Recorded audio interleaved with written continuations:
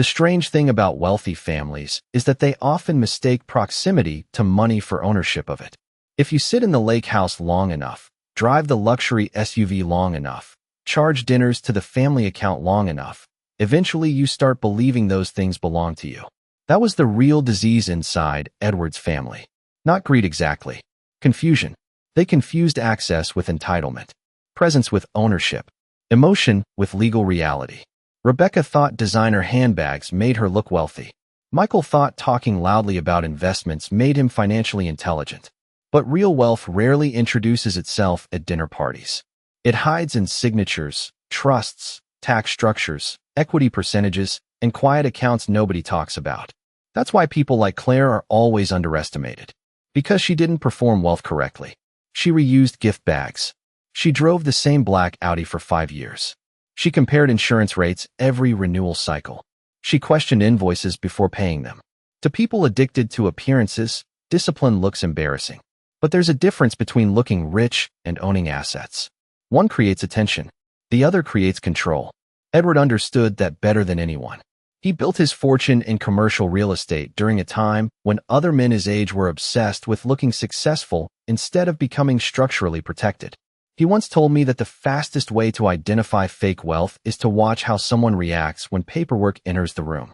Truly wealthy people calm down around documents because ownership protects them. Financially reckless people panic because paperwork exposes them. And Edward's family hated paperwork. They hated repayment schedules. They hated written timelines. They hated accountability. But they loved assumptions. Especially the assumption that Edward's money existed to absorb their mistakes forever. Michael loved bragging about the lake house to friends, but he had never once reviewed the annual maintenance costs. Rebecca loved posting vacation photos beside the boat dock, but she didn't know who paid the marina fees every spring. Even Edward's mother once referred to the property as our family estate, despite never reading the title structure attached to it. Nobody wanted to understand the system beneath the comfort. They only wanted the comfort itself. That's what happens when people confuse monthly payments with ownership. Just because you sleep inside a house doesn't mean your name is on it. Just because someone covers your bills doesn't mean you control the money. Just because a family accepts your generosity doesn't mean they respect you. And maybe that's the uncomfortable question hiding underneath this entire story. If all financial support disappeared tomorrow, how much of your current lifestyle would actually belong to you? Not borrowed access. Not temporary comfort. Not someone else's account quietly carrying you behind the scenes. Yours. Legally. Documented. Paid for. Because there's another dangerous illusion people believe. They think the loudest person in the room controls the situation. But financial power usually belongs to the quietest person holding the documents nobody bothered to read. Rebecca controlled attention. Michael controlled volume. But Claire controlled records. Transfer histories. Payment trails. Ownership percentages. Signed acknowledgments. The family thought she was emotional because she asked financial questions. In reality, she was the only person in the room separating feelings from liability exposure. And the more they mocked her caution, the more dangerous their own ignorance became. Because every joke they made about Claire being cheap only proved they never understood where the money was actually flowing. They assumed Edward's fortune operated like an endless faucet. What they failed to see was that Claire had quietly designed the entire support structure underneath them. Every transfer had timing. Every bill had conditions. Every recurring payment had documentation attached to it somewhere inside that gray folder. And hidden near the back of that folder was one specific agreement that would soon destroy the family's version of reality completely. Because the real conflict was never about dinner bills or hurt feelings. It was about a financial system nobody realized. Claire controlled until she decided to stop protecting them from its consequences. Most people think financial collapse happens dramatically. A stock market crash. A bankruptcy headline. A sheriff taping notices onto front doors. But in real life, money usually disappears quietly. One automatic payment at a time. One ignored balance at a time. One emotional decision repeated every month until the entire system starts bleeding cash. That's what Claire understood better than everyone around her. She understood that money behaves like an invisible employee. If you train it properly, it works for you every day without speaking.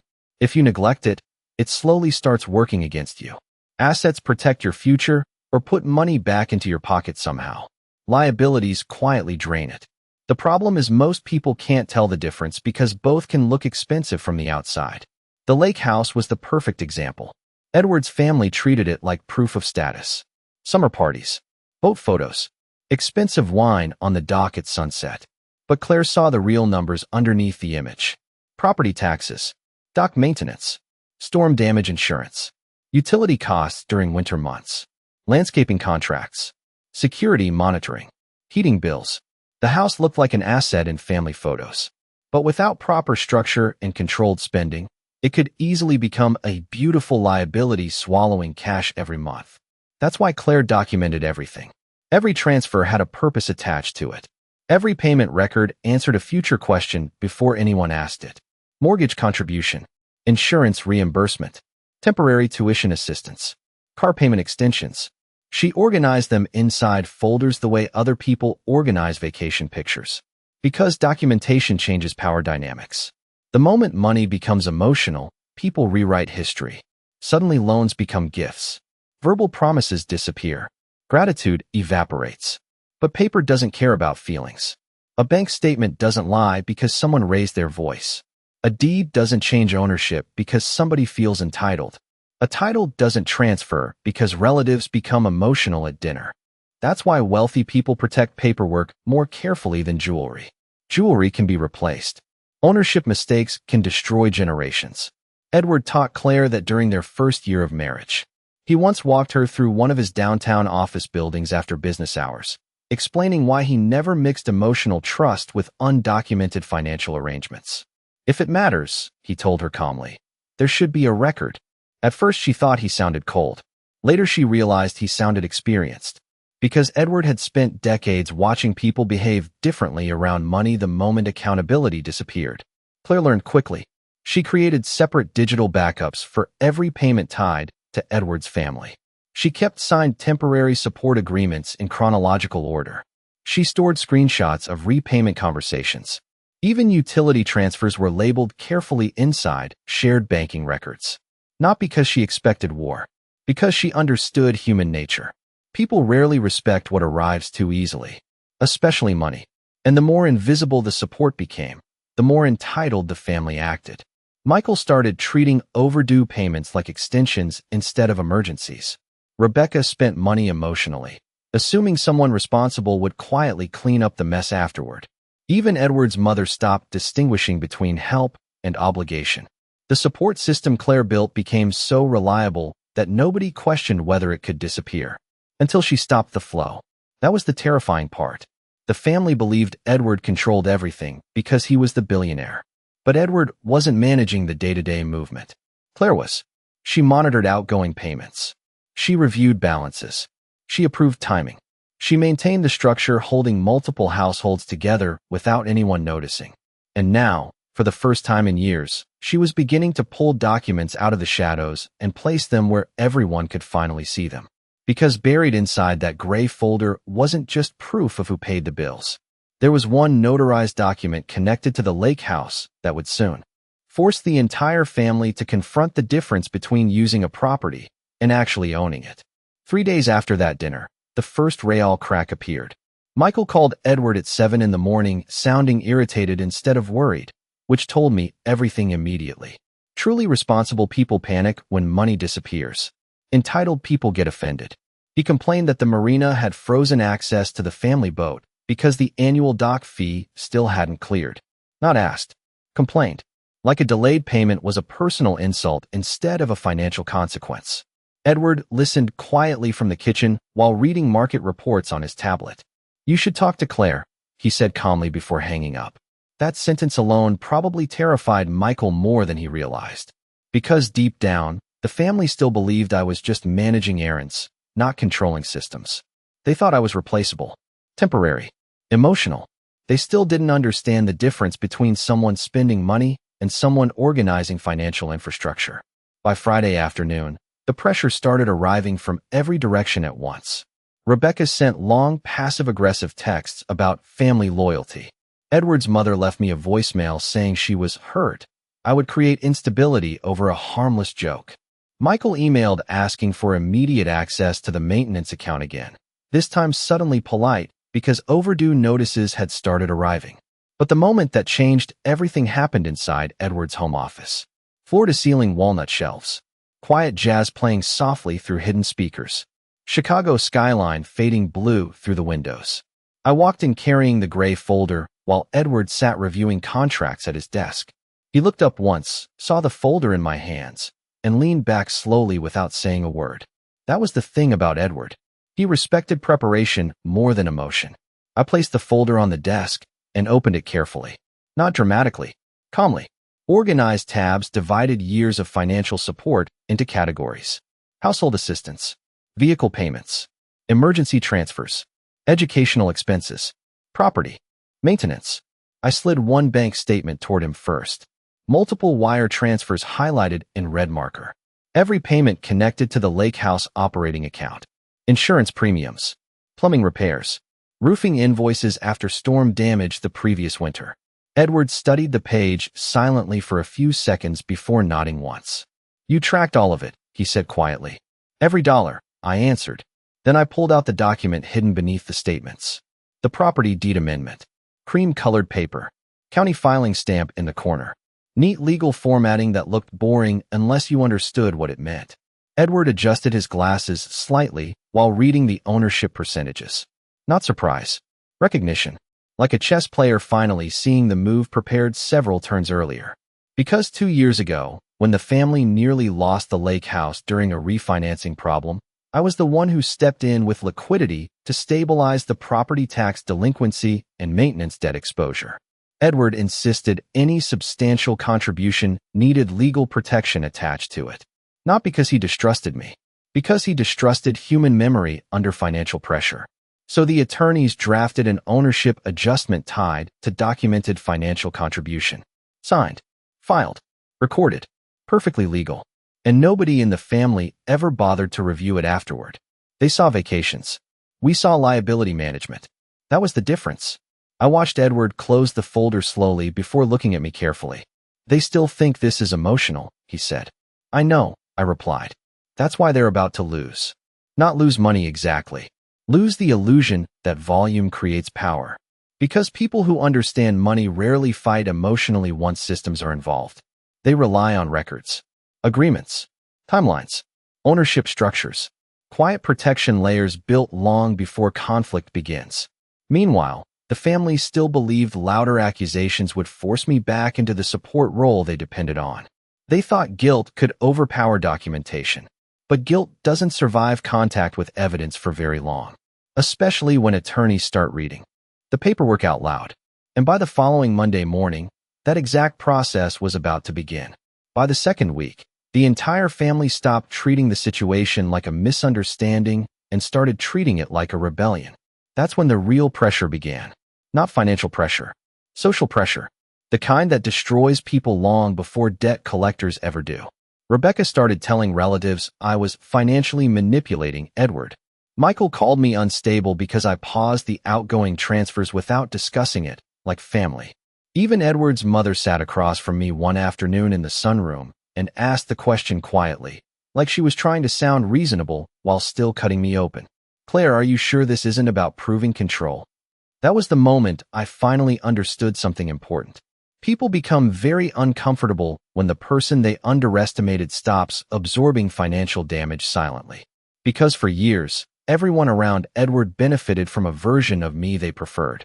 The quiet wife, the organized helper, the younger woman who handled logistics while they enjoyed the lifestyle. They loved my discipline as long as it protected them from consequences. The second it protected me instead, I became selfish, cheap, cold. Maybe you've seen this happen in real life. A person keeps paying group dinners because they don't want friends to think they're difficult. Someone stays trapped inside a mortgage they can't afford because selling the house feels embarrassing. A family member keeps covering another adult's bills because saying no feels cruel. That's how financial collapse often starts in America. Not with greed, with fear of social rejection. People will drown financially just to maintain the appearance of generosity. They'll carry debt to preserve an image. They'll finance lifestyles they secretly resent because being needed feels emotionally safer than setting boundaries. Edward understood this better than anyone I'd ever met. One night after dinner, he stood near the fireplace holding a glass of bourbon while the city lights reflected against the windows behind him. Most people, he said calmly, would rather look stable than actually become stable. Then he glanced toward the gray folder resting on the bookshelf nearby. That's why documentation terrifies them. The family kept escalating emotionally because emotions were the only territory where they still felt powerful. Rebecca accused me of trying to divide the family. Michael hinted that Edward should reconsider who he trusts. Even an old family friend casually suggested I looked like another young gold digger trying to control an older rich man. That one almost made me laugh. Gold diggers chase visible luxury. I tracked maintenance liabilities and insurance exposure. Completely different species. But the most revealing moment came when Michael threatened legal action during a Sunday lunch meeting at the lake house. He sat at the long dining table, speaking loudly enough for everyone to hear, while his wife stared at her untouched salad. You can't just pull financial support out from under people, he snapped. Especially when the entire family structure depends on it. Family structure. That phrase stayed with me because it exposed the entire illusion. They had mistaken dependence for structure. Real structure survives accountability. This one only survived invisible subsidies. Edward sat quietly through the entire conversation, watching everyone carefully the same way he studied negotiations in boardrooms. He never interrupted emotional people too early. He let them reveal themselves first. Then Michael crossed the line that changed the atmosphere completely. He pointed toward me and said, "You don't even own this place. You're acting like you have authority you were never given." Silence swallowed the room instantly. I looked at Edward. Edward looked at the folder sitting beside me. And for the first time since this entire conflict began, I noticed something subtle shift in his expression. Not anger. Certainty. Because people who understand money rarely respond at the moment of accusation. They respond at the moment leverage becomes mathematically unavoidable. The family thought public pressure would force me back into compliance because that strategy works on people driven by approval. But Edward and I were operating by a completely different rule. When emotion rises, protect the paperwork first. And hidden inside that gray folder was one document capable of turning every accusation in that room into a very expensive mistake. The silence inside the lake house dining room felt heavier than any argument that had happened there before. Nobody touched their food anymore. Michael sat stiff in his chair, jaw tight, while Rebecca crossed her arms like confidence alone could protect her from what was coming next. Edward remained perfectly calm at the end of the table, hands folded, watching the room the same way a trial attorney watches witnesses before cross-examination. Then I opened the gray folder completely for the first time. Not dramatically, methodically. Paper makes the strongest impact when delivered without emotion. I slid the first document across the table toward Michael. Bank statements. 27 months of transfers highlighted in red. Monthly maintenance payments for the lake house. Dock repairs. Insurance renewals. Winter heating bills. Emergency plumbing work after the pipe burst during the January freeze. Every payment traced directly back to accounts I managed. Michael glanced at the pages once before trying to wave them away dismissively. That doesn't prove ownership, he muttered. Correct, I said calmly. That's why there's more. Then I removed the next document. The property deed amendment. Official county seal stamped across the bottom corner. Signed. Filed. Recorded 2 years earlier after the refinancing crisis almost pushed the property into default. Rebecca leaned forward immediately, suddenly nervous for the first time since this started. I placed the deed in the center of the table carefully so everyone could see the ownership percentages clearly printed in black ink. Edward Whitmore, 52%. Claire Whitmore, 48%. Nobody else. Not Michael. Not Rebecca. Not Edward's mother. Silence swallowed the room so completely you could hear the refrigerator humming from the kitchen. Michael blinked twice like his brain physically refused to process what he was seeing. That's impossible, he said finally. You don't own this house. I slid another paper forward without raising my voice. Signed contribution agreements tied to the refinancing stabilization funds. Payment obligations. Property tax coverage. Legal acknowledgement forms signed by Michael himself during the restructuring process. His own signature sat there in blue ink beneath the attorney witness stamp. Suddenly, the loudest man in the room had nothing left to say. Because evidence changes the atmosphere instantly. Opinions can argue with opinions forever, but documents force reality into the room whether people like it or not. Rebecca grabbed the deed next, scanning the pages faster and faster as panic started replacing arrogance. "Wait," she whispered. "This was filed 2 years ago. The same week I prevented the tax delinquency from triggering foreclosure review," I answered. Edward finally spoke then, his voice calm enough to make the moment even colder. "You were all too busy enjoying the property to ask who saved it." Nobody looked at him.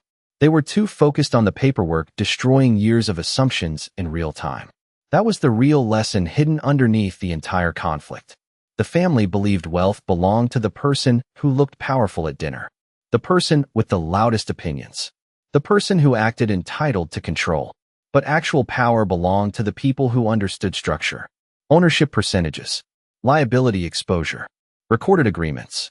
Quiet leverage built slowly over time. Edward leaned back slightly and delivered the one sentence that ended the argument permanently. "Money talks loudly when it's spent," he said. "Ownership speaks quietly because it doesn't need permission." Nobody challenged him after that, because suddenly every accusation against me collapsed under the weight of signatures they themselves had ignored. The cheap wife had the payment history. The outsider had legal ownership. The gold digger had protected the property while everyone else consumed it emotionally. And the cruelest part for them was realizing none of this had happened secretly. The documents had existed for years. They simply never cared enough about the financial system supporting their lifestyle to read what they signed. But the evidence didn't just expose the truth. It triggered consequences. Real ones, legal ones, financial ones. Because once ownership becomes undeniable, the next question is unavoidable. If the support stops completely, who can actually afford the life they've been pretending already belongs to them? The strange thing about legal reality is that once the paperwork is verified, emotions stop matching almost immediately. Within 48 hours of that dinner, Edward's attorneys confirmed every document in the gray folder through the family office legal team in Chicago.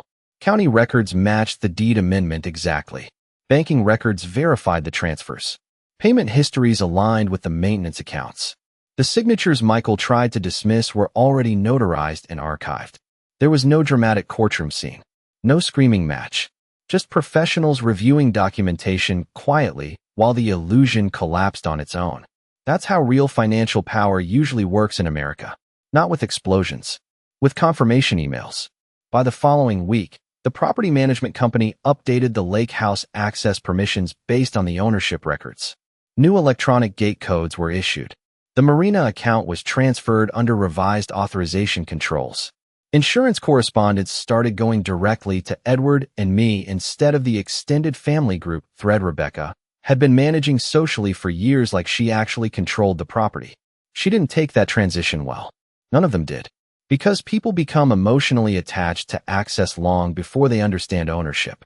Michael hired a lawyer briefly, mostly hoping pressure might reopen the support system. But attorneys can't negotiate feelings into legal rights. After reviewing the agreements and payment structures, even his own lawyer advised against pushing further. The documents were too clean. The contribution trails were too detailed. Every reimbursement delay, every temporary support acknowledgement, every signed extension existed in writing. That was the difference between emotional chaos and financial preparation. Claire never relied on memory. She relied on records. And once the legal side stabilized, the practical consequences began naturally. Michael sold the oversized SUV he could no longer comfortably afford. Rebecca quietly downsized after her revolving credit balances became impossible to juggle without invisible support underneath them.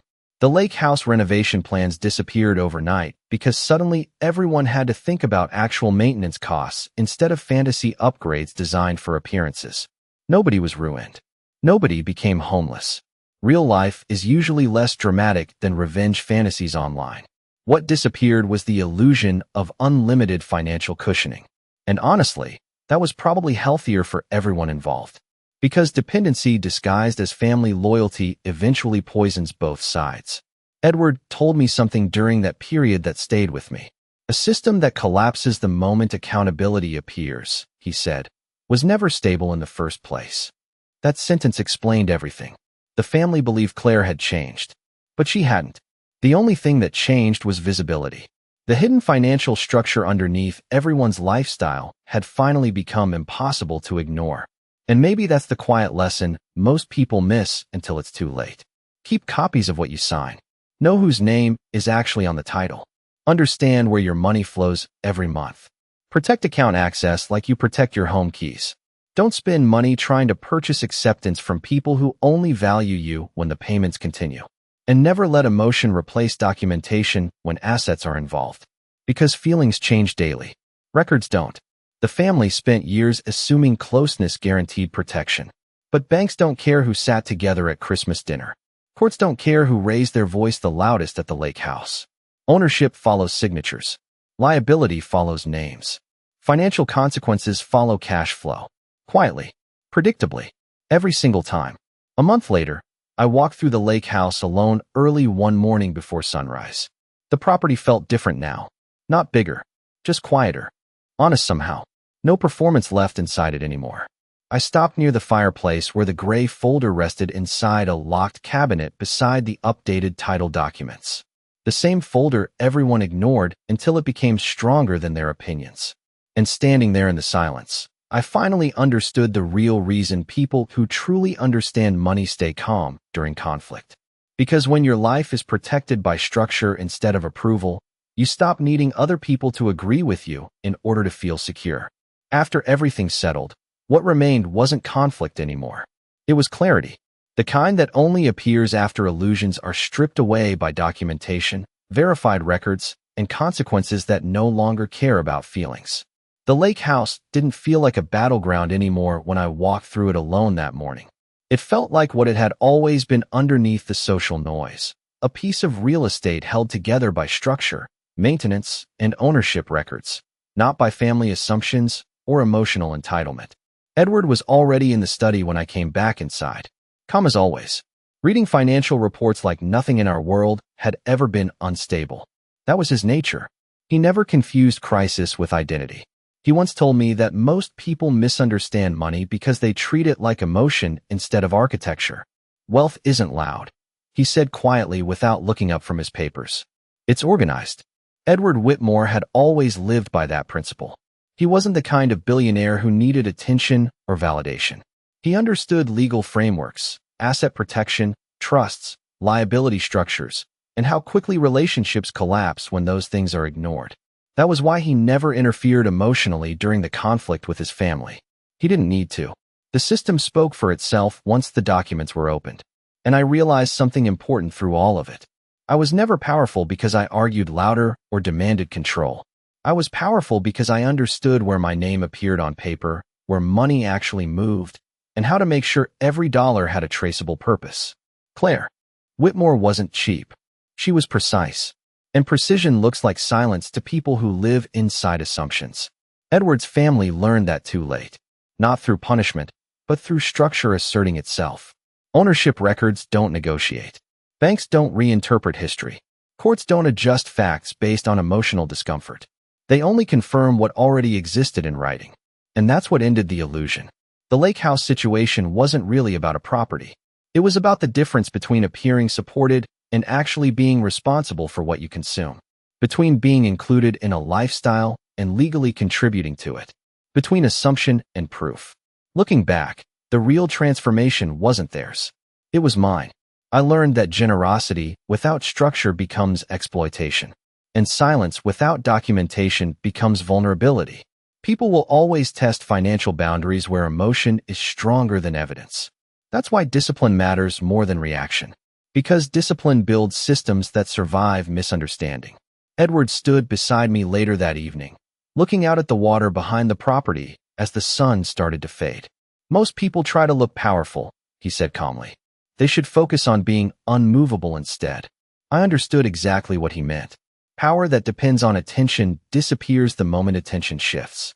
But power built on ownership, cash flow control, and documented truth remains even when nobody is watching. That is what the world rarely teaches directly. Not because it is secret, but because it is simple and uncomfortable. The truth is, people who understand money don't need to win arguments. They don't need to prove anything in loud rooms. They just need to ensure the paperwork is correct, the accounts are clean, and the structure is stable. Everything else adjusts itself eventually. Edward was never trying to control people. He was protecting systems. And I was never trying to fight anyone. I was protecting my position inside those systems. Together, that created something stronger than conflict or approval. It created stability that no accusation could undo. And if there is one thing this entire experience made clear, it is this: don't try to look like you have power in front of others. Build a life where reality, ownership, and evidence quietly do the work for you when you are not even in the room. In this powerful personal finance drama story of betrayal, ownership disputes, and hidden cash flow manipulation, a woman is publicly called cheap by her husband's family, only to reveal a deeper truth about assets, liabilities, and legal proof that changes everything. Set in the world of quiet wealth and financial structure, the story follows the quiet white billionaire mentor who understands money systems, ownership titles, and legal boundaries, alongside the younger white woman with financial proof who silently documents every payment, transfer, and agreement behind the scenes. As emotions escalate at the dinner table and assumptions collapse under evidence, the narrative exposes how money control is often hidden behind appearances, and how financial betrayal can be uncovered through documentation, bank statements, deeds, and ownership records. This is one of those millionaire stories that reveal the difference between looking rich and actually owning assets. One of those millionaire stories that show how cash flow discipline and legal structure define real power. One of those millionaire stories that expose family financial manipulation, and one of those millionaire stories where evidence replaces arguments. Viewers drawn to millionaire stories will recognize how millionaire stories like this challenge assumptions about generosity, entitlement, and financial responsibility, making millionaire stories not just entertainment, but a reflection of real-world money dynamics and silent financial power struggles.